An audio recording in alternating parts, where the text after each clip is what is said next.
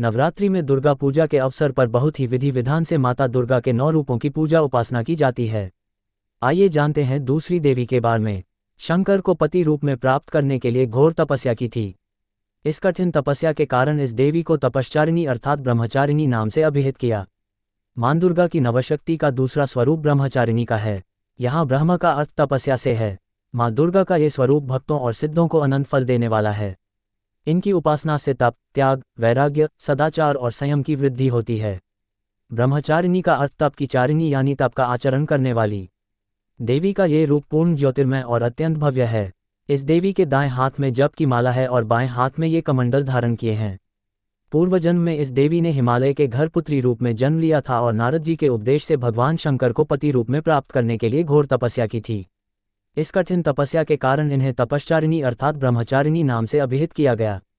1000 वर्ष तक इन्होंने केवल फल फूल खाकर बिताए और 100 वर्षों तक केवल जमीन पर रहकर शाक पर निर्वाह किया।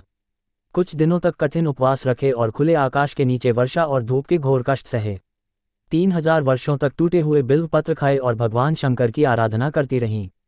इसके बाद तो उन्होंने सूखे बिल्व पत्र खाना भी छोड़ दिए। कई हजार वर्षों तक निर्जल और निराहार रहकर तपस्या करती रहीं। पत्तों को खाना छोड़ देने के कारण ही इनका नाम अपर्णा नाम पड़ गया।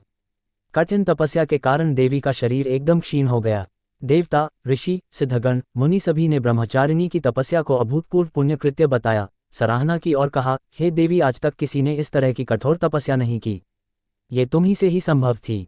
तुम्हारी मनोकामना परिपूर्ण होगी और भगवान चंद्रमौली शिवजी तुम्हें पति रूप में प्राप्त होंगे। अब तपस्या छोड़कर घर लौट जाओ। जल्द ही तुम्हारे पिता तुम्हें बुलाने आ रहे हैं। माँ ब्रह्मचारिणी देवी की कृपा से सर्वसिद्धि प्राप्त होती है। दुर्गा पूजा के दूसरे दिन देवी के इसी स्वरूप की उपासना की जाती है। इस देवी की कथा का सार यह है कि जीवन के कठिन संघर्षों में भी मन विचलित नहीं होना चाहिए।